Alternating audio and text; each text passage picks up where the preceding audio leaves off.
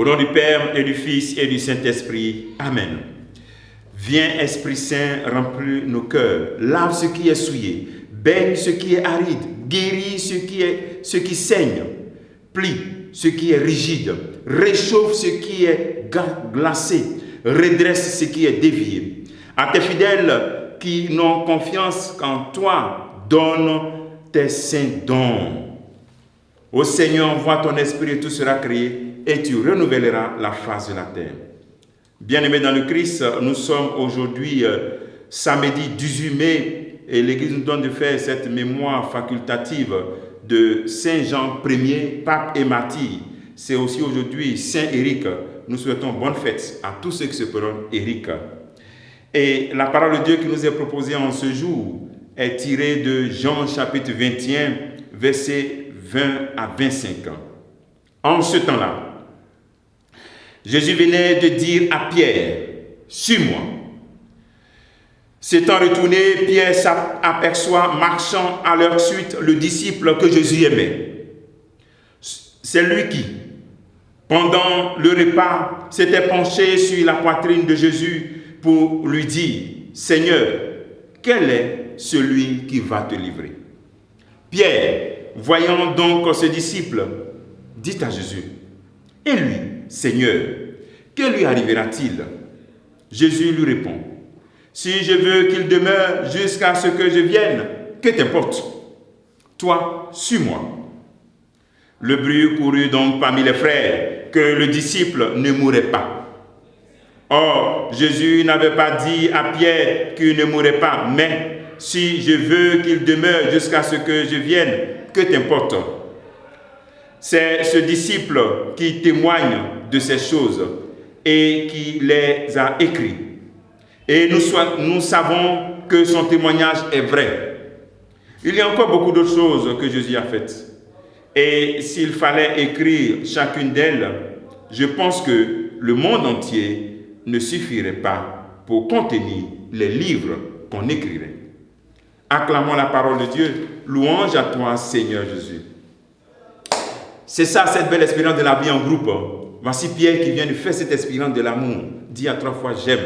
Il sait, le disciple aimé, on ne le nomme pas. C'est vrai qu'on se dit que c'est probablement Jean. Okay? Mais dans le disciple aimé, c'est chacun d'entre nous. Chaque chrétien qui est ce disciple aimé.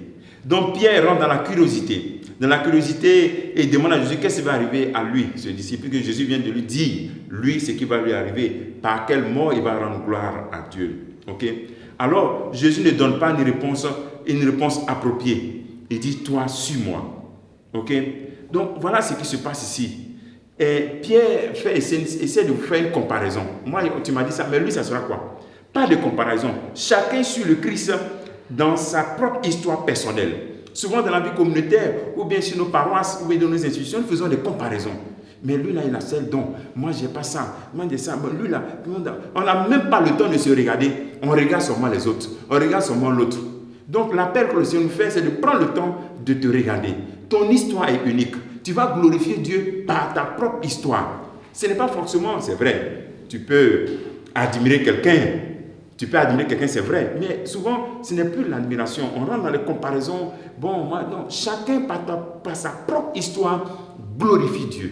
Même ton histoire est parsemée de moments sombres. Ou bien tu étais dernier chrétien, lui il est chrétien depuis 50 ans, toi c'est avant-hier. C'est comme ça que tu vas glorifier Dieu. Donc ne rentre pas dans les frustrations et des comparaisons. Voilà, le chrétien, le disciple du Christ ne cherche pas à faire des comparaisons. Par sa propre histoire, même si elle est petite, il glorifie son Dieu. La base, c'est l'amour. Tu m'as aimé et tu m'aimes.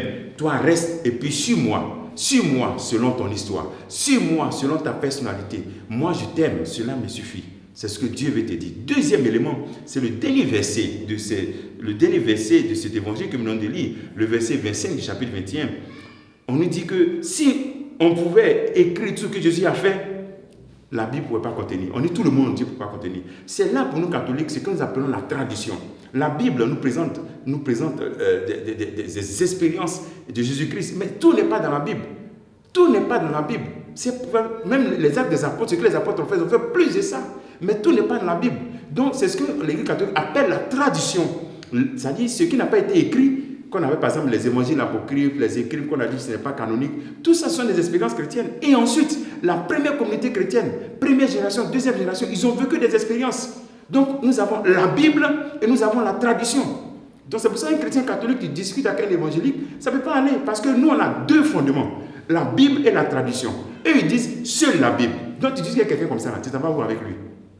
Voici le passage qui te montre que toi chrétien catholique, tu as ta Bible, parole de Dieu, mais tu as aussi la tradition, ce qui n'est pas dans la Bible, et ce qui est expérience des premières communautés chrétiennes, des premières générations. Voilà. Et ce qui fait la totalité, c'est d'avoir le bon fondement de ta foi. Demandons au Seigneur dans cette journée qu'il te donne de nous accepter tels que nous sommes dans notre histoire. Le travail que tu peux te faire en ce jour, tu peux te poser cette question. Est-ce que tu acceptes ton histoire comme une histoire d'amour avec le Seigneur? Et quand tu regardes toute ton histoire, tu dis, Dieu m'aime comme ça. Et moi, je veux l'aimer tel que je suis. Lui, il est prêt à t'aimer tel que tu es. Et qu'il te bénisse au nom du Père et du Fils et du Saint-Esprit. Amen.